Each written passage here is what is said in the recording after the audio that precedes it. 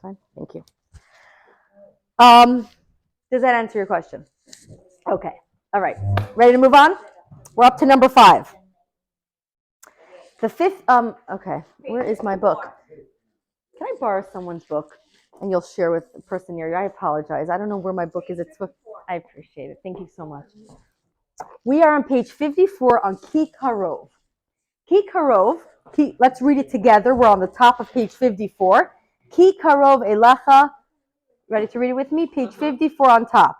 Ki Karov Elacha Hadavar Meod Beficha Uvolvavcha La So. What does it mean? Read it with me. It is within your reach to follow the Torah in speech, feeling, and deed.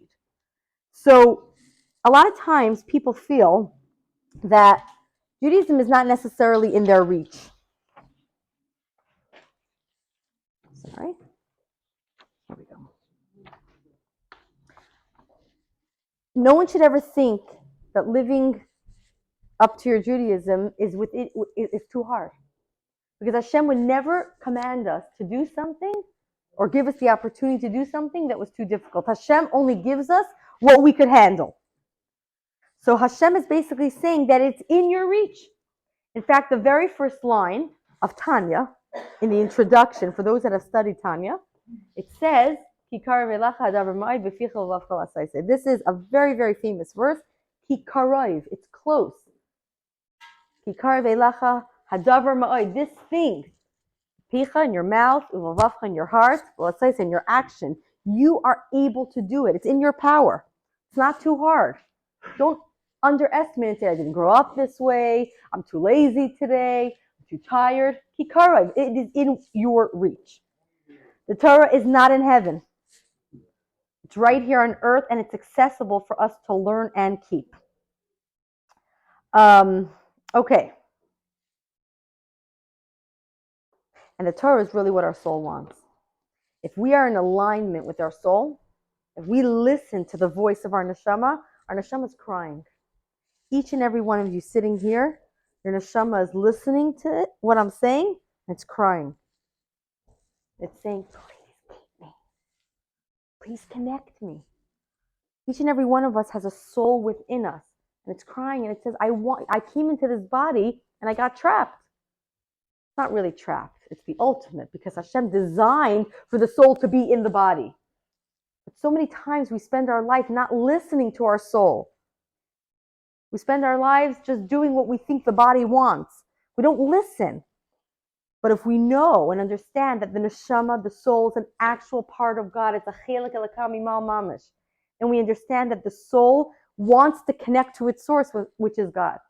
And the soul comes down into this world, and it wants to grow, and it wants to connect, and it wants to make this world a better place.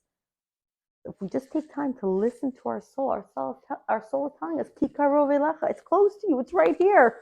Please, wake me up, make me a part of your life. And by the way, the more we listen to the soul, the easier it gets. It's anything that you do often becomes a habit. So the more times we listen to our soul, the more you'll start to live in a soulful way. But we have to have the awareness, first, that we have a soul. Number 2, that our soul is crying out to us. Number 3, that it's accessible. It's easy if we listen. Okay, next pasuk is Vehine.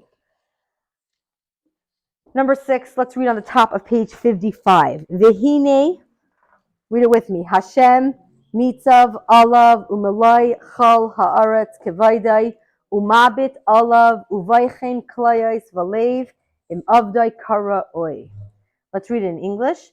The whole earth is filled with Hashem's glory, and Hashem stands over man, searching his mind and heart to see if he is serving him as is fitting. Imagine, look on the bottom. Imagine that you are in the palace of a king, surrounded by beautiful furniture and rich decorations. You see princes and rulers dressed in their finest clothing, hoping to catch a glimpse of the king and waiting to carry out his command. You pass by, and suddenly you find yourself before the king. The chamber is silent. He's looking right at you, watching with interest as you come near. Imagine how you would feel. This is exactly how we must feel all the time standing before Hashem, the King of the world. So,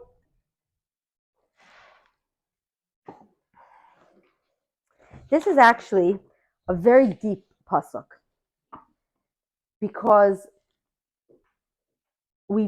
many people don't have the awareness of who they're standing in front of. It's like, like when you're standing in front, well, here it says, literally, Hashem nitzav alav. Hashem is actually standing right before you. And umelai, it's filled, the whole world is filled with his glory. Most people walking down the face of the earth are not like, oh, hi God, what's up? Right? They don't feel Hashem standing there. But Hashem is everywhere. In fact, it doesn't say it over here, but when I was growing, and in a lot of schools, they in like a Jewish class. Well, we're in a school with a classroom. I'm going to put it up. Shavisi Hashem lenegdi samid. Ever heard that? Shavisi Hashem lenegdi samid. To remember that Hashem is always standing in front of you. When you take a moment, you recognize that you're standing before a king, especially during prayer, but in general, that Hashem is always watching you. You just act differently. And not fearful. This isn't intended to bring about fear, but when you recognize that wherever you go, you're driving, you're working, you're shopping, you're talking to your children, you're interacting with your spouse, with friends, whatever you're doing, you're going to yoga, whatever you're doing, you're standing before Hashem. You act differently. Just with the awareness. Always recognize that Hashem is in our world watching us. When you recognize that Hashem is in our world watching you, it brings upon a certain, what we call in Hebrew, yirah. Yirah doesn't mean fear, it means awe, a reverence. Certain what's known in Judaism as yirat Hashem. Yiras Hashem. Have you heard of that? The idea of yiras Hashem, awe of Hashem, says that, you ever heard of someone who has yiras Shamayim? Awe of heaven, fear of heaven. Well, it's loosely, but like for example, like when choosing a mohel for my son's plural brisim, I always have a conversation of the type of mohel that we will bring. I want it to be someone who has yiras shamayim. I want it to be someone who has an awe of heaven. I don't want just anybody coming and performing a bris on my child. I want it to be someone who recognizes that Hashem is standing in front of them. That's the type of mohel I want to have. Or when it comes to levels of kosher, right? You know that within kosher, different people have like different types of hechshers, different types of, we're going to talk about kosher in a few weeks, but there's different levels of kashrut standards. Why? It's either you're kosher or you're not. But actually a lot of it is connected. Hechsher is very much connected to the type of person that does the slaughtering. Does that person have yiras shamayim? And there are some people who will eat a very, very, very, very stringent level of kosher only by whatever, different people have different standards because of this reason. You are what you eat. What was the intention of the person as they slaughtered the animal? Did they have Hashem in mind? That they're doing this for a mitzvah? These are things that people, these sensitivities are real. If you're sensitive enough to recognize that. But I'm just giving you the context of the word yiras shamayim. When we raise our children, we want to raise children with yiras shamayim. You want children to grow up recognizing that Hashem is in your life, that Hashem is watching everything. Again, not you should be scared, but there should be a recognition and an awareness and a reverence for your Creator at all times. And that awareness alone makes you act differently, speak differently, etc. Someone raised their hand. I wanted to see, is that the meaning of glot? Glot action, yes, and we'll talk about that when we get to kosher in 2 weeks. But the idea of glad is actually smooth, and that's connected to the way the lungs are during the time of slaughtering. I'll explain more about that later. But there's all of that is connected. Good question. Are we good? Let's move on. Vihini, the whole earth is filled with God's glory, and God stands over his man, searching his mind and heart to see if he is serving him as fitted. Imagine you are in the palace of a king. Okay, we did this.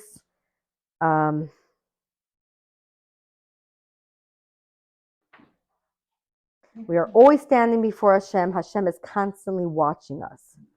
How do we act when we know someone is watching?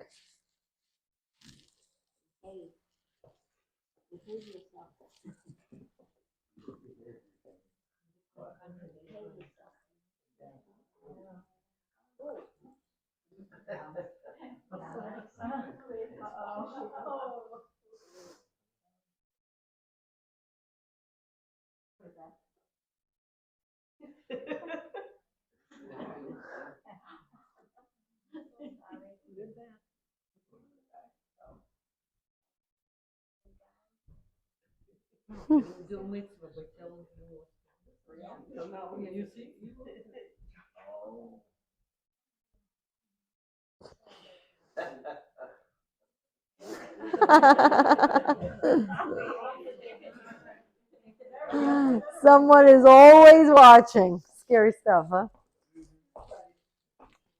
All right. It's hard to live consciously with Hashem, especially when we can't see Hashem. But when you teach a child, when you have that awareness from a very young age, and it's never too late, you're all in Hebrew school for a reason. When you have that, of course. Well, we felt that KGB is watching. Somebody was always watching. This is true. Now we think God is God. Yeah, it's a real fear.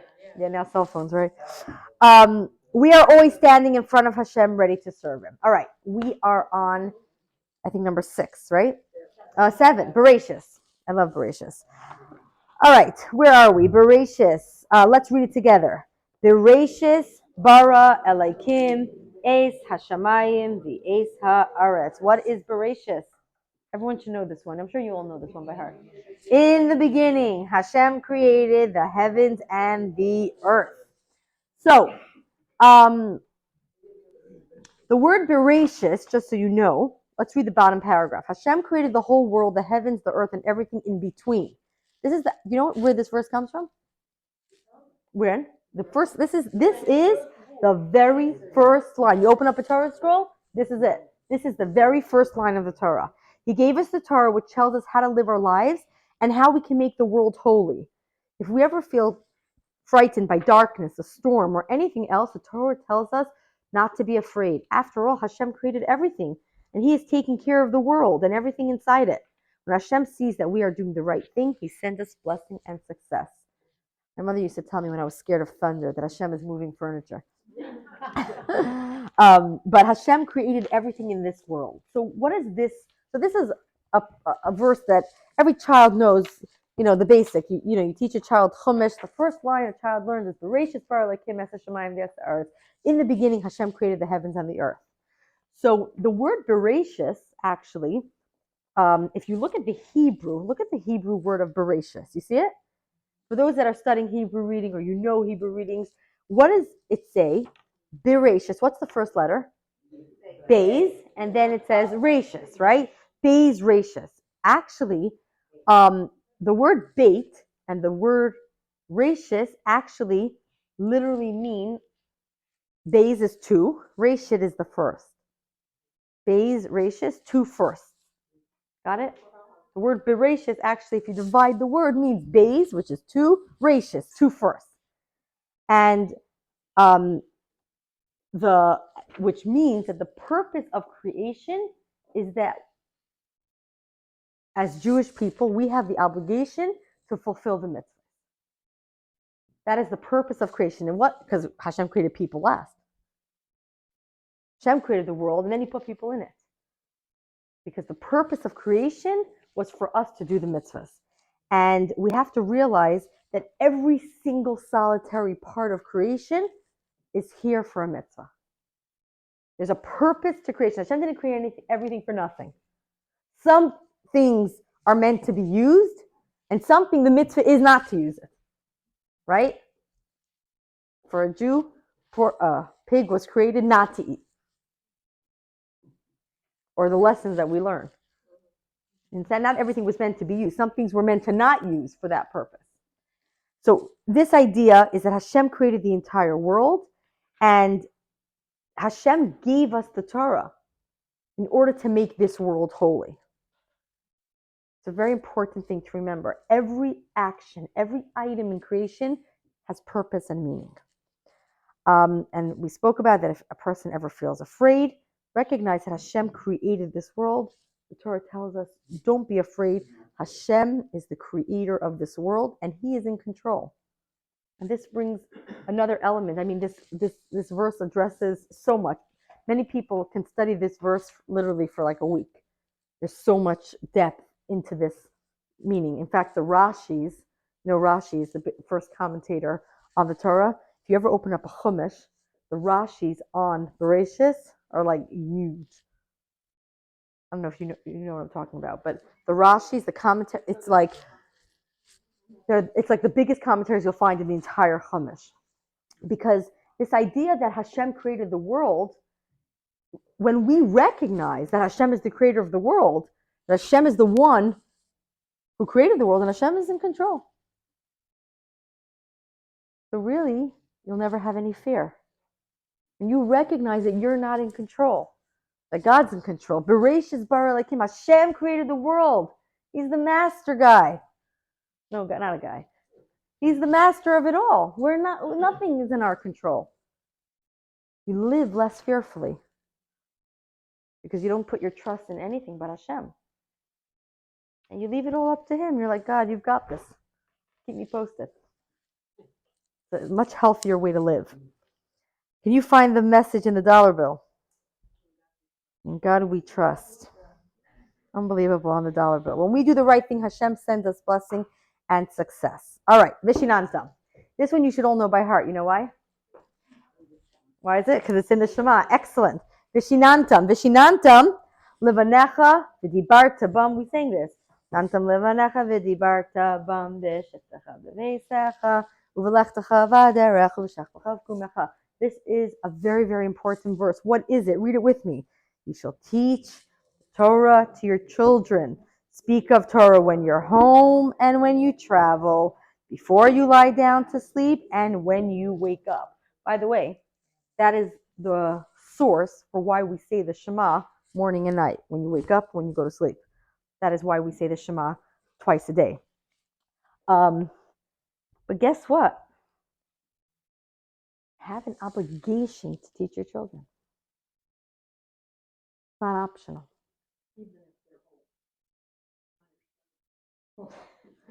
You can just call them up, say, listen, guys, didn't know this. I found out today. I'm supposed to be teaching you. We're having studies starting tomorrow, 6 p.m. No, but all jokes aside, I meet many young parents. I shouldn't say many, I live in Venice, but I do meet young parents who, I want to encourage them to send their children to Hebrew school. And every now and then I'll get a parent that tells me, I'm going to leave it to the child to choose. If they feel that they want to connect and identify. And it's sad because by not teaching our children, we're really not giving them a choice. The biggest gift we can give children is give them the options and then choose. But if you're not going to teach them, they'll never choose. But putting that aside, we have an obligation to teach our children. It's not fair. It's not fair not to give children a Jewish education. It's not fair not to teach children about God.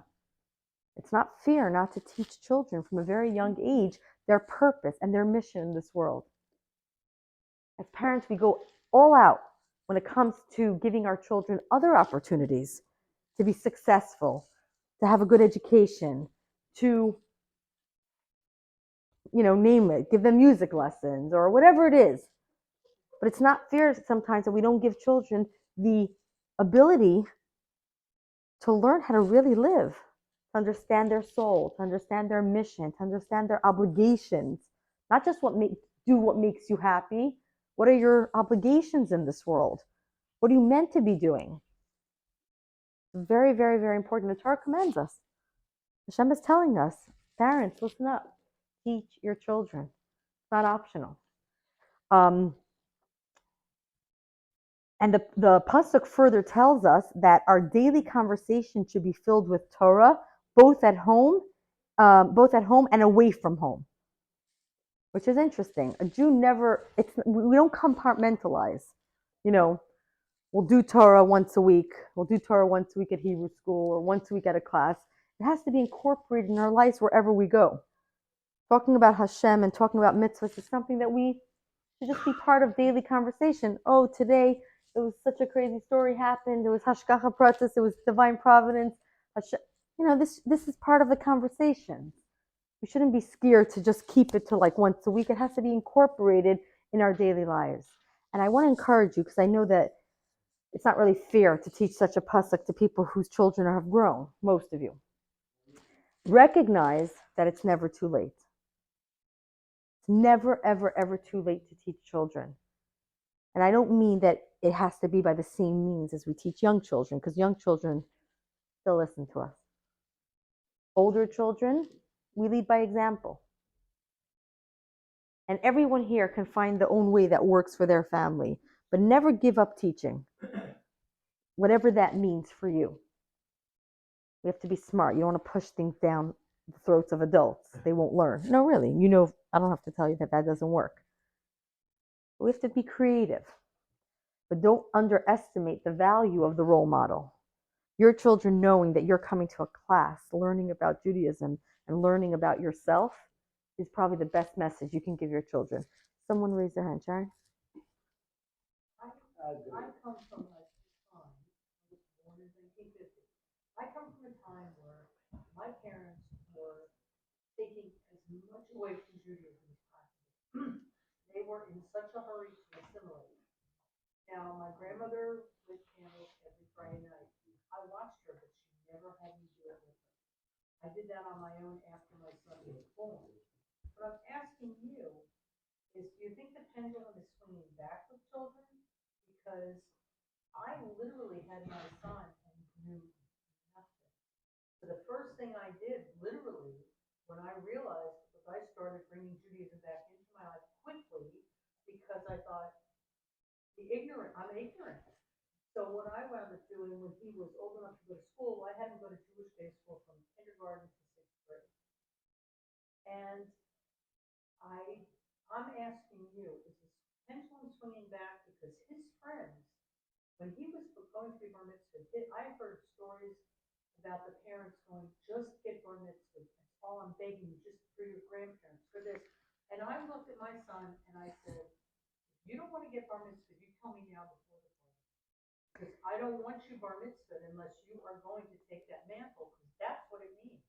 And he looked at me and shocked me and said, of course, I'm going to get bar mitzvah. Now, I don't know what he's doing now. But what I'm asking you is, do you see the pendulum from the 1950s on? Our parents, and I'm not talking about Chabad parents, because I certainly know they're doing it, but I talk to people all the time that they're not proud, but they say, well, I'm not a practicing Jew. And I go, that doesn't mean anything, it's still a Jew. In answer to your question, I think that weirdly enough, just from living here for 18 years, I've actually seen a decline. When I moved to town, I should get this off the camera. When I moved to town, I found that parents were way more interested than they are now. I found that people were more traditional, and I've definitely seen it become less of a priority. Just personally, my personal experience. Like most times when I approach people in the beginning, like when we moved here, people were, if they couldn't make it, they couldn't make it, but it wasn't like, not interested. Today, it's much harder, I find, to get parents to come. On the flip side, so there's definitely that element. I find that parents used to care more that their kids went to Hebrew school. On the flip side, I definitely find that the key to really attracting kids and keeping them, not just in Hebrew school, but post bar and bat mitzvah and beyond, is really making Hebrew school a place that they love. Because if they don't love it, then all they want to do is get the bar mitzvah done and get out of here. The goal is that the kids should love where they're at, and their association for Judaism should be only a positive one. That's why, like a lot of times when we do bar and bat mitzvahs with kids, we encourage the kids not to focus on the bar mitzvah parsha. Obviously, it's important that the child read, but it's more important for the child to know what does it mean to be bar mitzvah. What does that even mean in their lives?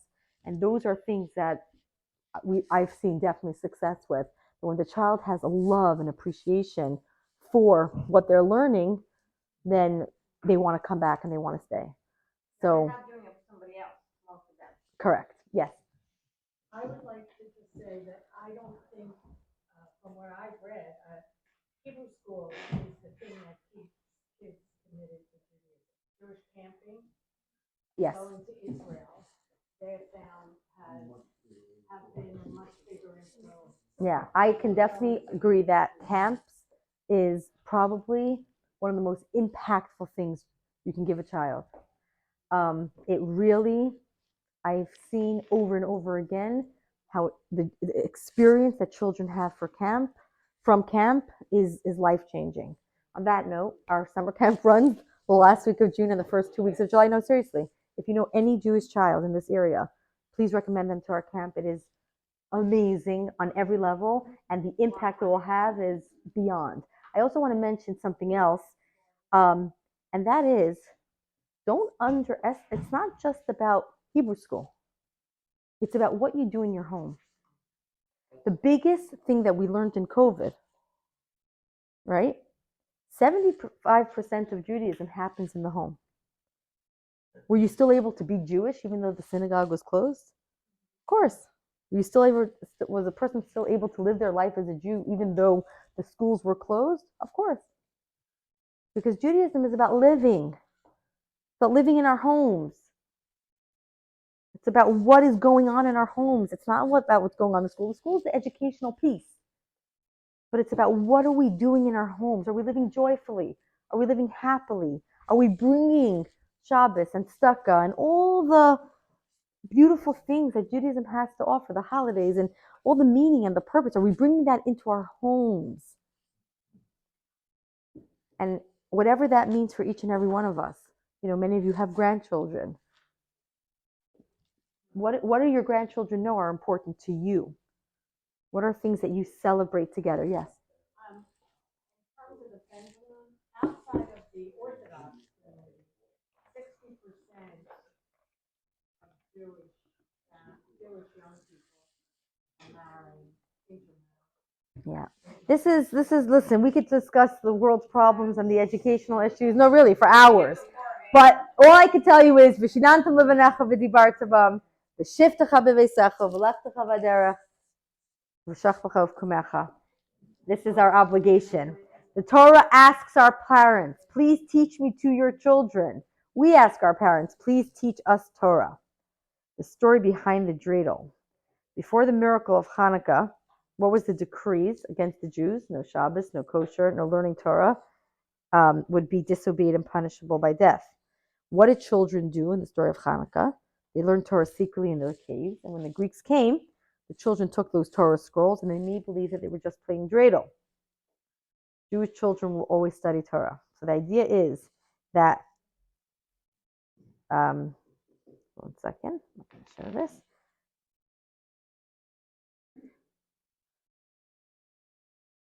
I don't know why my volume is not working, but anyways. All right, recap of lesson 2, Psukim 5 through 8. So we've got the key. Keeping Torah is easy. It's accessible. Veracious. Hashem created the world so there is nothing to fear. Vihine, we are always standing in front of Hashem. And Vishinantam, always learn Torah and teach it. We got 5 more minutes. I'm not appreciating my lack of sound. Let's see how much you know. Which of the psukim tell us about the Torah? Yismach, Vishinantam, or Kol? All right, this is not fair because it's incorporating stuff from other weeks. Okay, so we're skipping that. Hold on. And we are doing over here. Okay.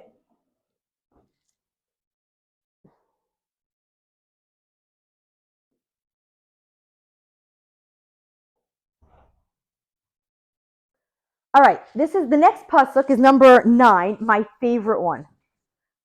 This is like, you probably know it already. Read it with me. Yagati, I'm on page 58. V'loi matzasi al tamin. Lo yagaiti umatzasi al tamin. Yagaiti umatzasi tamin. If someone says, I've worked hard and I've not been successful, don't believe them.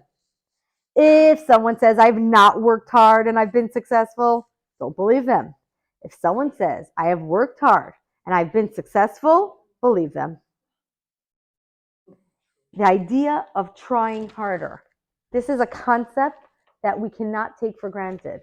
The idea of hard work pays off.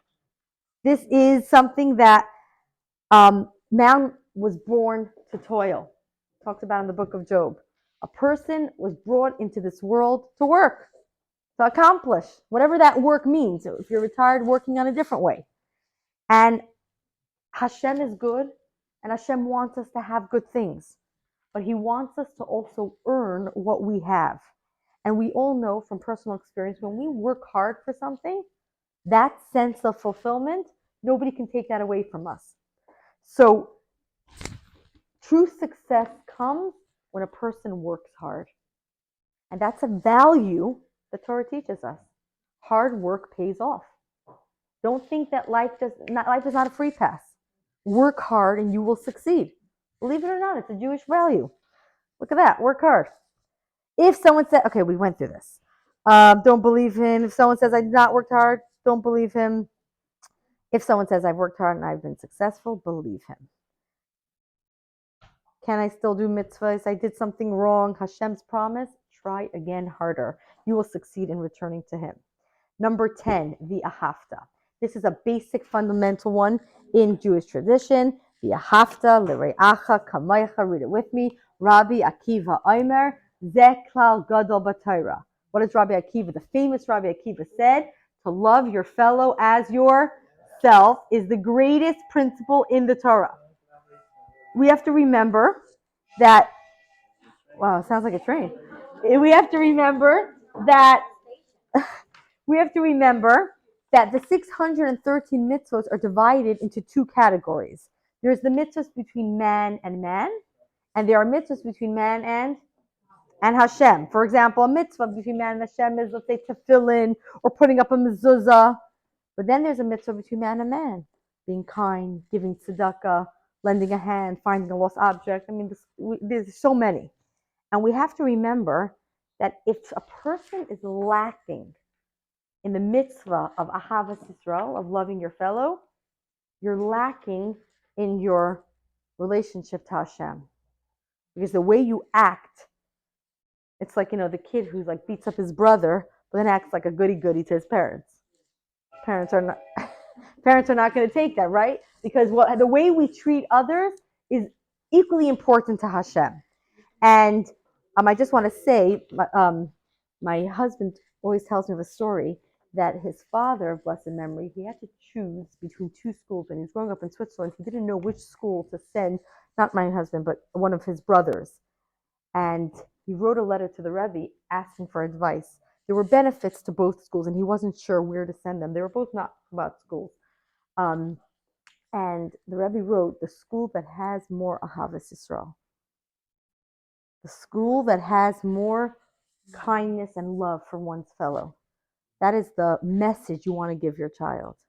So that underlying message of kindness and love towards one another is the fundamental part of the Torah. In fact, it's another story. But anyways, that's with Rabbi Akiva. Not a second. Okay.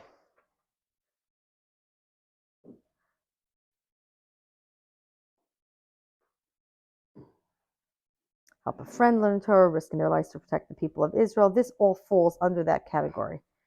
Okay. What time is it? 1:02. Should we finish the last two or wait till next week? What do you vote? Finish them up. Should we just finish it so we could get started with the next topic? I'll go quick. The next one is vizeh. Vizeh kala adam v'sachas b'yosef v'riyas kala ilamas al yainim v'tachtainim liyas laidira zu b'tachtainim. The purpose of creation is to make a dwelling place for God in this world. The whole purpose of creation is that we make a dwelling place for Hashem, meaning a house for God down here. That is the entire purpose of creation. What does that mean? What does that mean to make a dwelling place for Hashem down here? Guess what? Hashem is not always so comfortable down here. It's His place. He created it. But think about sometimes how our actions don't allow us to make Hashem feel comfortable. It's similar to the verse we learned of Vehine. Not always. If we don't recognize that Hashem is standing there, we don't act in a certain way that is befitting. The idea of vizeh is that the reason why Hashem created the entire world is that we, in our own homes, make this world a dwelling place for Him. So if we ever struggle with something, or we're not sure, ask ourselves, are we making this place a dwelling place for Hashem? The answer to your question will be very clear. Our purpose is the creation of every Jew and of all the world is to make a dwelling place for God in this world. Hashem gave us a job. And many people ask me all the time, how do I know my mission? This is the world's global mission. The individual mission of each and every person is how you do this. Some people do it one way, some people do it another way, but we all have a global mission to make this world and ourselves a home for Hashem, a place where Hashem feels comfortable. And by learning Torah and doing mitzvahs, that is the way that Hashem guides us. This is the reason, not a side point, not a once-a-week Hebrew school. This is the entire purpose of our creation. That's why we're here. And the final pasuk of Yismach. Yismach Yisrael ba'aisav perisha kol misha hu mizeri Yisrael yesh lei l'smayach b'simchas Hashem asher sas v'sameach b'dirasei b'tachtainim. It says Jews, Yismach Yisrael, rejoice. Jews rejoice in their Maker. Every Jew shares in God's joy, who rejoices and is happy in His dwelling place in this world. We know that no matter where a person comes from, specifically this pasuk is talking about the nation of the Jewish people, there's a certain unity and recognizing that you're part of the Jewish people and recognizing that you have a mission, it's yismach. You have to be happy. If a person feels sad or depressed and they meditate on this concept and they recognize that no matter the background that a person has, no matter what he was learning until now, a person could feel regretful or shame or guilt or whatever it is, as long as he remembers that he is a member of the Jewish people, he should be so happy and proud that Hashem gave him this mission of making the world a dwelling place for him. That sense, we spoke about this in our book club today, that sense of purpose, that sense of meaning.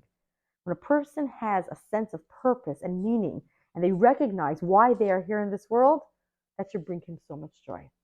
So that is the final pasuk of Yismach, and recognizing, number one, that we're part of one nation, and that we have a great mission from Hashem, which is making ourselves, our homes, and the world a home for Hashem.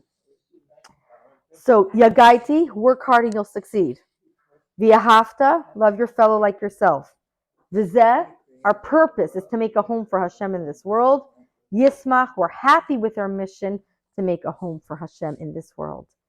And when you reflect on these 12 Pesukim, all the way from Torah and Shema, and all the ones that we reviewed, it encompasses so much about what Judaism's about. So that is it for today. We accomplished so much. I apologize for going over time. We will continue next week with going into the more specifics of specific mitzvahs. Anybody who wants to take, clap for yourselves. You did a good job. Anybody who wants to show me their workbooks or have any questions, I'll be happy to. If you want to still work on it, Paul, take your time.